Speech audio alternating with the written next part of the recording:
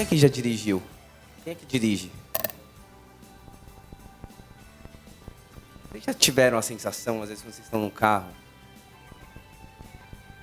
vem aquele pedestre que atravessa a rua, assim, num lugar que não pode atravessar, e vocês se sentem poderosos, dá uma vontade de acelerar o carro e passar por cima. Quando a gente vive nas redes sociais, e eu também sou um pouco dessa era, né? Eu peguei o comecinho da era digital e hoje me considero uma pessoa bastante tecnológica, né? Vivo...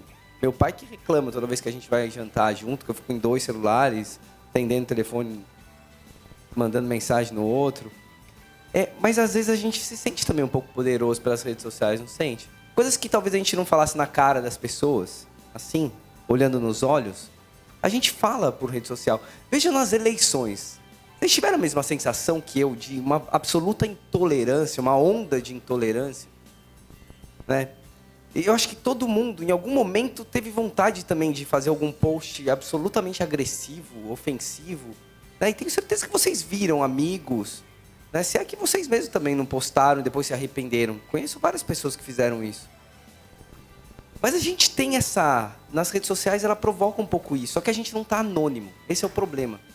Às vezes no carro a gente só vai tentar pensar em passar por cima quando a gente sabe, por exemplo, que o farol está verde. Porque se o farol estiver vermelho ali na frente, você vai pensar 2 vezes, porque vai parar ali, vem a pessoa rapidinho para cima de você. Não vai dar muito certo, não. Na rede social a gente tem um pouco essa sensação, mas a gente não está anônimo. Nossa identidade está lá, nosso IP, né, que entende aí de tecnologia, o registro do computador, a identidade do computador está lá. É possível te identificar. E às vezes a gente não pensa nisso. Todo mundo aqui já cometeu um desses crimes, tenho certeza absoluta. Todo mundo aqui alguma vez já cometeu um desses crimes. Não são crimes que são facilmente puníveis, mas certamente eu mesmo já cometi várias vezes esses. Talvez todos eles. Não são crimes iguais, né? Não são sinônimos. Então a gente fala assim, fulano me caluniou, fulano me difamou. São crimes diferentes. Eu vou explicar aqui de uma forma muito, muito, muito rápida. Não vou entrar em detalhes jurídicos, a diferença entre calúnia, difamação e injúria. Calúnia é quando alguém atribui a outra pessoa um fato falso e um fato que seja criminoso. Por exemplo, eu chego e falo assim, olha, a Priscila, ninguém viu, mas aquela hora que ela saiu, ela entrou no banheiro, esfaqueou uma pessoa, deixou o corpo ali. Depois ainda cortou o corpo em pedacinhos, colocou tudo numa caixinha e a caixinha está ali atrás. Ninguém viu, mas está ali atrás. É um fato, não é um fato? É um fato que constituiria um crime. É um fato falso. É crime e é falso. Isso é calúnia. Se eu falar assim, Priscila é assassina, isso não é calúnia. Isso é injúria. Eu não estou dizendo que é um fato.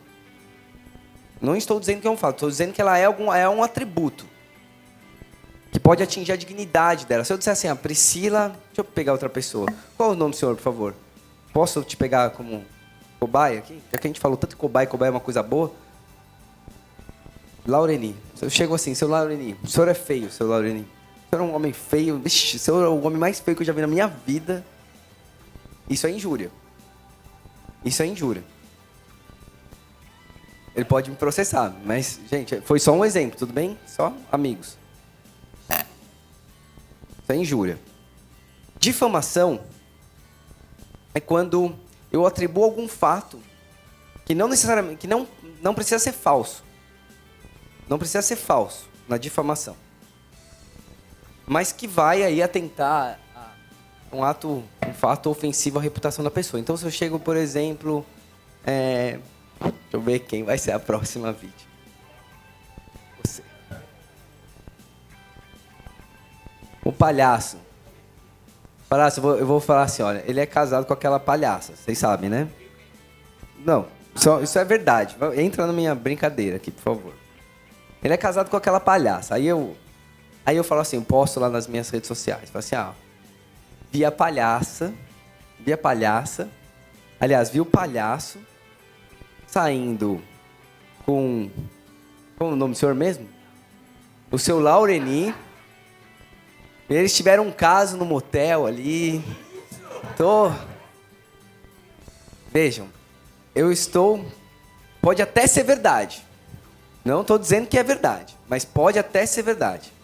Só que se eu divulgar isso nas minhas redes sociais, e se essa ideia se espalhar, se outras pessoas souberem disso, isso é um crime de difamação. Na calúnia, eu posso afastar a criminalidade desse crime se o ato for...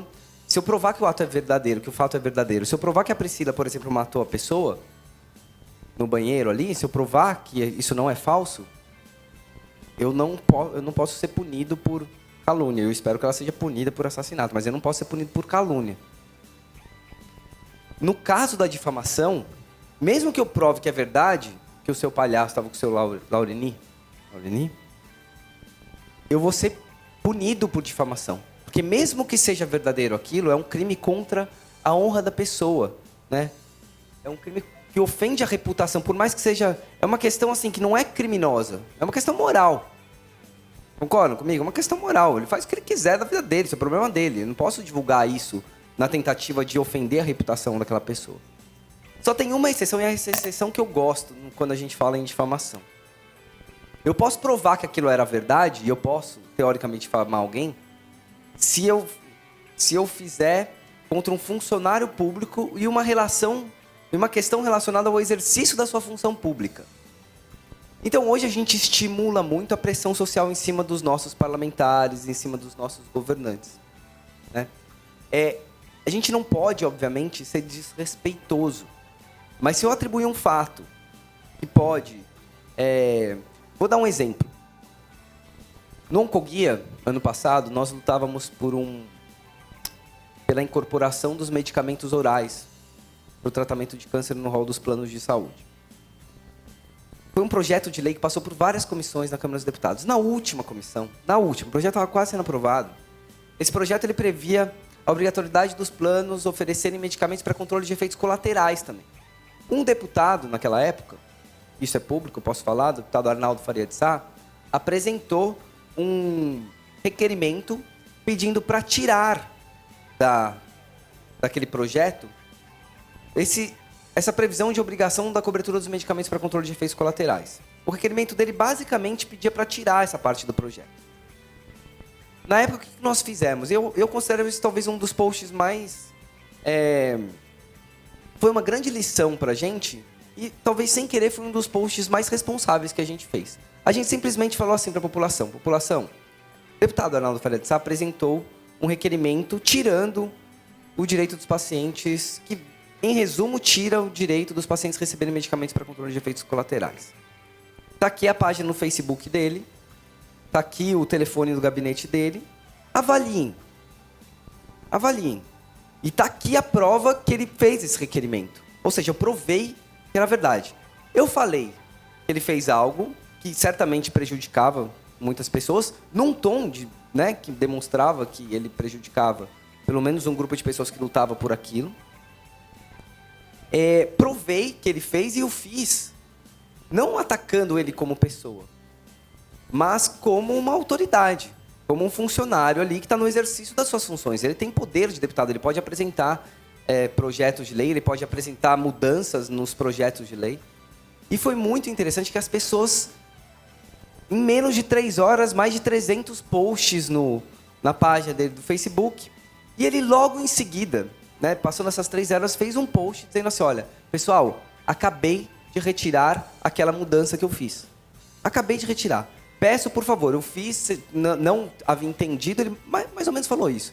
Não havia entendido a gravidade do que eu fiz, mas aqui, ó, tá aqui a prova de que eu retirei aquela mudança que eu havia apresentado antes. Foi muito interessante, porque a gente não pode provar que ele fez com má fé, etc. e tal, mas ele voltou atrás. E foi numa linha, se eu tivesse atacado, se eu tivesse dito assim, ele é um cara que não pensa na população, etc. e tal, ou cara comprado pelos planos de saúde, eu poderia ter cometido um crime.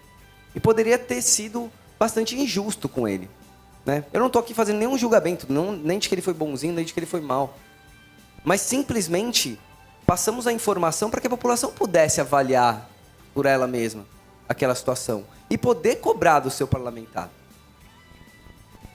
Poderia ficar dando várias diquinhas de como é que a gente tem que agir para não cometer nenhum crime. E é fácil a gente cometer esses crimes.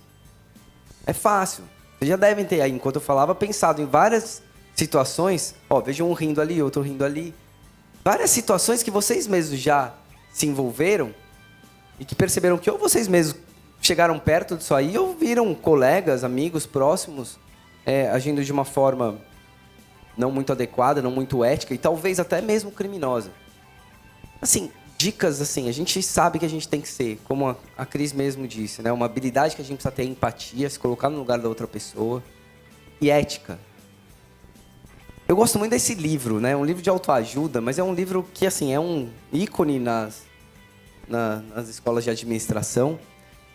Como fazer amigos e influenciar pessoas. É um livro bastante antigo. E agora eles publicaram uma versão digital, que é justamente pensando assim no comportamento das pessoas nas redes sociais. Então, eu recomendo. Quem não leu, esse livro é muito interessante.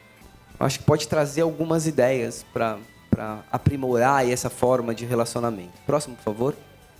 Gostaria de falar um pouco sobre publicidade de medicamentos, né? Porque a gente também aqui começa a ter essa relação com saúde.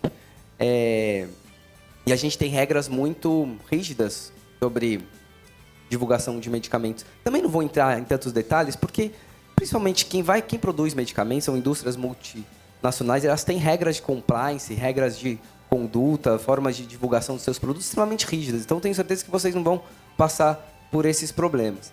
Mas eu achei muito curioso, né? E próximo, por favor.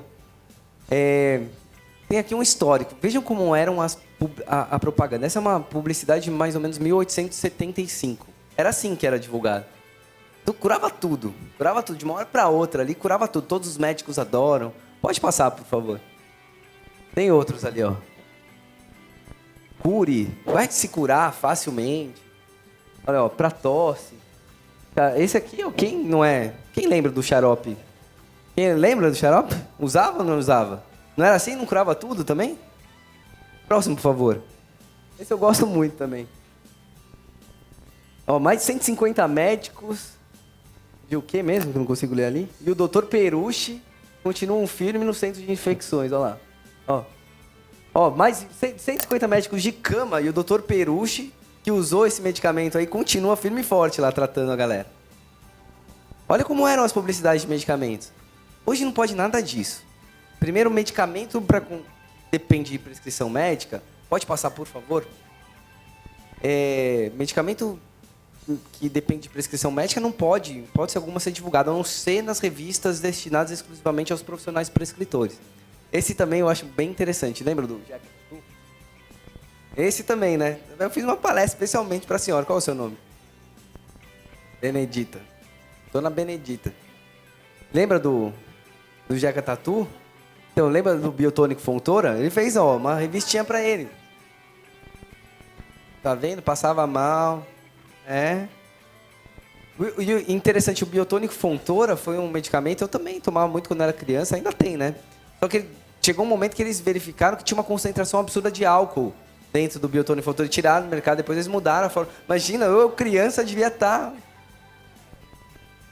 Eu não podia ter virado alcoólatra com 3 anos de idade ali.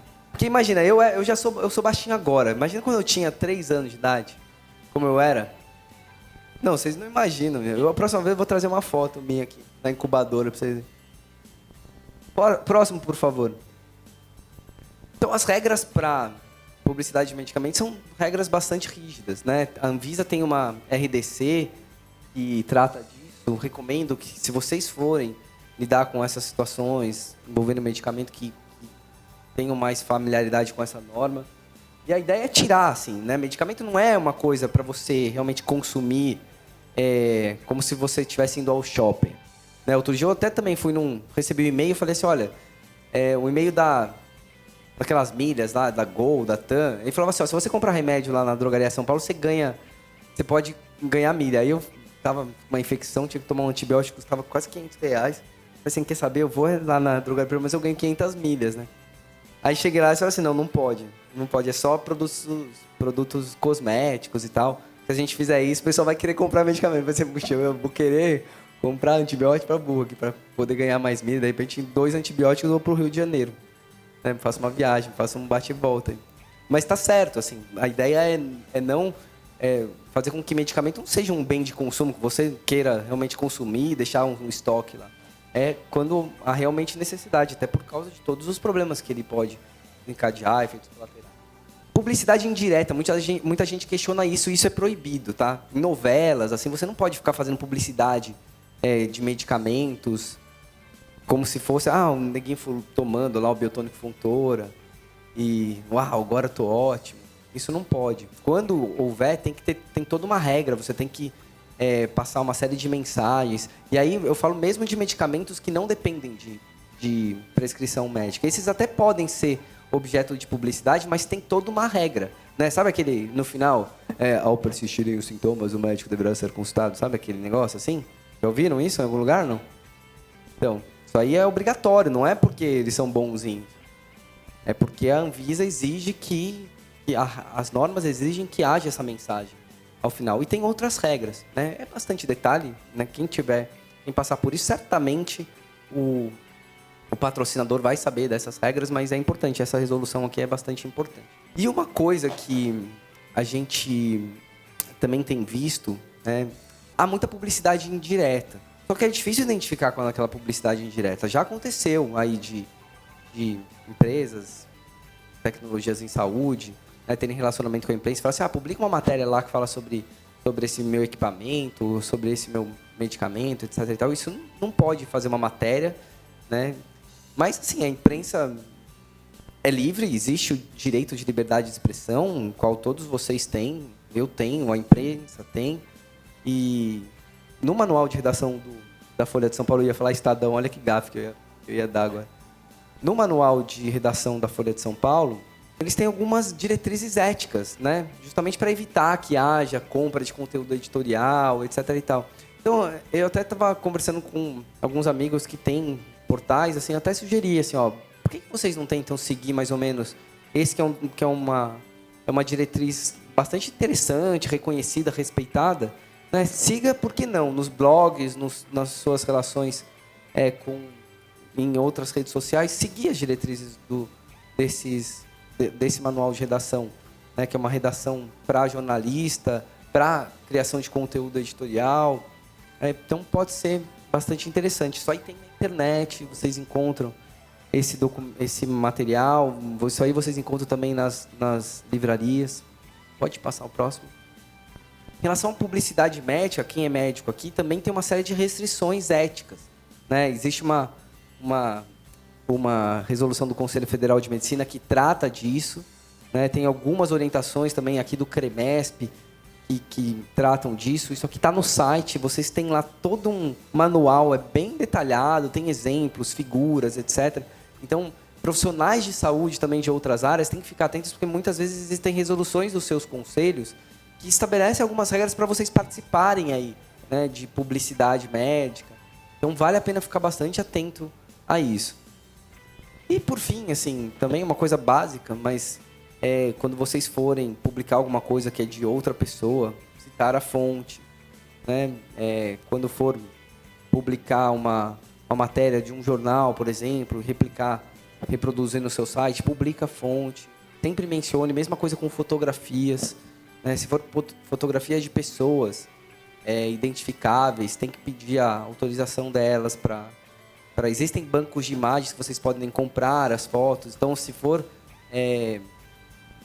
utilizar a imagem, às vezes é melhor comprar a foto desses bancos de dados. Há bancos de dados também gratuitos, né? A própria Câmara dos Deputados, quem trabalha aqui muito com política, formação de opinião, quer postar coisas sobre criação de leis, etc. Na Câmara tem lá um banco de imagens público que pode ser consultado. Então, são pequenos cuidados que são importantes. Todo mundo que lida com esse tipo, e principalmente quem começa a ter um número maior de seguidores, começa a virar referência, porque aí vira vítima, vira alvo também daquelas pessoas que querem também ganhar se sentem realmente lesados e querem indenizar. Se for uma pessoa que ali não tem 2 seguidores, óbvio que nada vai acontecer, né? Ninguém vai perder tempo. O Facebook proporcionou a possibilidade de todo mundo buscar ser famoso. Exato. O formador de opinião, quando a pessoa consegue a força, ele junta uma responsabilidade muito Exatamente. Você sabe que assim, quando eu era pequeno, eu adorava ler o gibi do Homem-Aranha.